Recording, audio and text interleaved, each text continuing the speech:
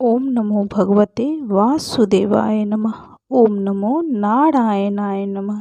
जय श्री कृष्णा, जय श्री कृष्णा, जय श्री कृष्णा। हिंदू पंचांग के अनुसार हर वर्ष का 8वां महीना कार्तिक का होता है।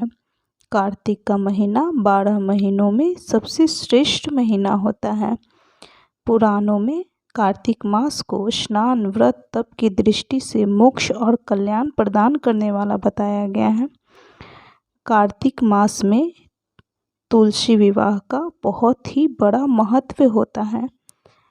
तुलसी विवाह करने से घर में सुख, शांति और समृद्धि का वास होता है। तो बंधुजनों, आज हम तुलसी विवाह कथा सुनेंगे। यदि आपको कथा अच्छी लगे तो इसे शेयर ज़रूर करें, क्योंकि यदि आपके द्वारा तुलसी विवाह कथा का महात्म्य कोई और सुनेगा तो उसका पुण्य फल भी आपको ज़रूर प्राप्त होगा। तो चलिए कथा शुरू करते हैं। बोलिए ओम नमो भगवते वासुदेवाय नमः। ओम नमो नारायणाय नमः। जय श्री कृष्णा, जय श्री कृष्णा, जय श्री कृष्णा। एक समय की बात है, शिव ने अपने तेज को समुद्र में फेंक दिया था। उससे एक महातेजस्वी बालक ने जन्म लिया। यह बालक आगे चलकर जालंधर के नाम से पराक्रमी दैत्य राजा बन गया। इसकी राजधानी का नाम जालंधर नगरी था। दैत्यराज कालनेमी की कन्या वृंदा का विवाह जालंधर से हुआ। वृंदा बचपन से ही भगवान विष्णु की परम भक्त थी। जालंधर एक महाराक्षस था। वह अपनी सत्ता और घमंड के मद में चूर हो चुका था।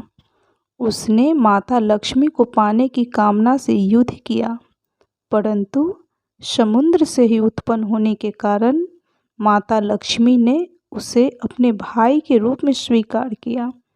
वहाँ से पराजित होकर वह देवी पार्वती को पाने की लालसा से कैलाश पर्वत पर गया। भगवान देवाधिदेव शिव का ही रूप धरकर माता पार्वती के समीप गया, परंतु माँ पार्वती ने अपने योग बल से उसे तुरंत पहचान लिया तथा वहाँ से अंतर्ध्यान हो गईं। देवी पार्वती ने क्रुद्ध होकर सारा वृतांत भगवान श्री हरि विष्णु को सुनाया। जालंधर की पत्नी वृंदा अत्यंत पतिव्रता स्त्री थी। उसी के पतिव्रत धर्म की शक्ति से जालंधर न तो मारा जाता था और न ही पराजित होता था।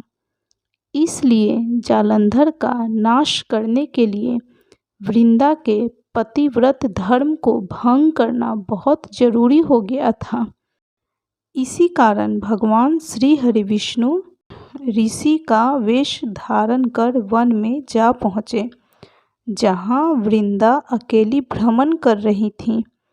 भगवान के साथ 2 मायावी राक्षस भी थे, जिन्हें देखकर वृंदा भयभीत हो गई। ऋषि ने वृंदा के सामने पल में दोनों को भस्म कर दिया। उनकी शक्ति देखकर वृंदा ने कैलाश पर्वत पर महादेव के साथ युद्ध कर रहे अपने पति जालंधर के बारे में पूछा। ऋषि ने अपने माया जाल से 2 वानर प्रकट किए। एक वानर के हाथ में जालंधर का सिर था तथा दूसरे के हाथ में धड़। अपने पति की यह दशा देखकर वृंदा मूर्छित होकर गिर पड़ी। होश में आने पर उन्होंने ऋषि रूपी भगवान श्री हरि विष्णु से प्रार्थना की, विनती की कि वह उसके पति को जीवित करें। भगवान श्री हरि विष्णु ने अपनी माया से पुनः जालंधर का सिर धड़ से जोड़ दिया, परंतु स्वयं भी वह उसी शरीर में प्रवेश कर गए। वृंदा को इस छल का जरा सा भी आभास न हुआ। जालंधर बने भगवान के साथ वृंदा पतिव्रता का व्यवहार करने लगी, जिससे उसका सतीत्व भंग हो गया। ऐसा होते ही वृंदा का पति जालंधर युद्ध में हार गया। इस सारी लीला को ऐसा होते ही वृंदा का पति जालंधर युद्ध में हार गया और पराजित होकर मारा गया। इस सारी लीला का जब वृंदा को पता चला तो उसने क्रोधित होकर भगवान श्री हरिविष्णु को हृदयहीन शिला होने का श्राप दे दिया। अपने भक्त के श्राप को श्री हरिविष्णु ने स्वीकार किया और शालिग्राम पत्थर बन गए। सृष्टि के पालनकर्ता के पत्थर बन जाने से ब्रह्मांड में असंतुलन की स्थिति हो गई। यह देखकर सभी देवी देवताओं ने वृंदा से प्रार्थना की कि वह भगवान श्री हरिविष्णु को श्राप से मुक्त कर दे। वृंदा ने विष्णु को श्राप मुक्त कर स्वयं आत्मदाह कर लिया। जहाँ वृंदा भस्म हुई वहाँ तुलसी का पौधा उगा। भगवान विष्णु ने वृंदा से कहा कि हे वृंदा, तुम अपने सतीत्व के कारण मुझे लक्ष्मी से भी अधिक प्रिय हो गई हो। अब तुम तुलसी के रूप में सदा मेरे साथ रहोगे। तब से हर साल कार्तिक महीने के देव उठनी एकादशी का दिन तुलसी विवाह के रूप में मनाया जाता है।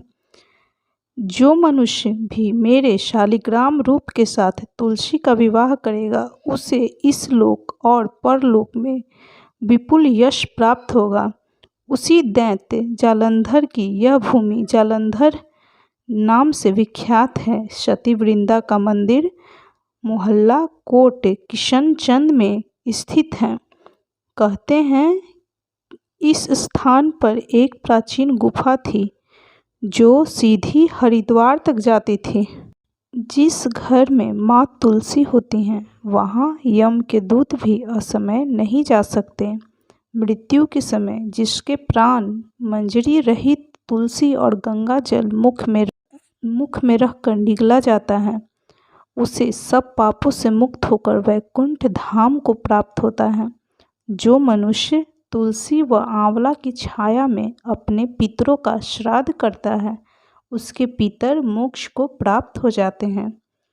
जो यह कथा सुनता है, जो यह कथा सुनाता है या जिसके द्वारा इस कथा को सुना जाता है उन सभी को माँ तुलसी का आशीर्वाद प्राप्त होता है। उनके घर में सुख समृद्धि धन पुत्रादि आदि का वास होता है। तो इस कथा को खुद भी सुनिए और दूसरों को भी शेयर करके सुनाइए। बोलिए जय श्री कृष्णा, जय श्री कृष्णा, जय श्री कृष्णा। ओम नमो भगवते वासुदेवाय नमः। ओम नमो नारायणाय नमः। जय माँ तुलसी, जय माँ तुलसी, जय माँ तुलसी।